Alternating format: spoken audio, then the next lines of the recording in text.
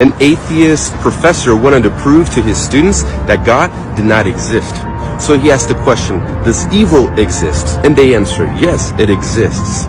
So he asked, well, did God create everything? They answered, yeah, he created everything. Well, if God created everything, then God created evil. Then he is evil in it of himself. A student raised his hand and said, does cold exist? He said, of course.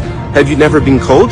The student answered, cold does not exist. Cold is the absence of heat. You measure temperature by how much heat is in the atmosphere. So he asked another question. Does darkness exist? The professor said, yes, of course. The student replied, again, sir, you're wrong. Darkness does not exist. Darkness is the lack of light. You measure how dark it is by the lack of light. The student asked the final question, sir, does evil exist? The professor said, of course it exists. Haven't you seen the crime all around the world? The student answered, sir, evil does not exist, at least not unto itself. Evil is simply the absence of God. Evil is what happens when men don't have God's love in their hearts. Evil is like cold when there is no heat, and darkness when there is no light. The professor sat down. The student's name? Albert Einstein. Jesus is the light of the world, and darkness could not overcome it.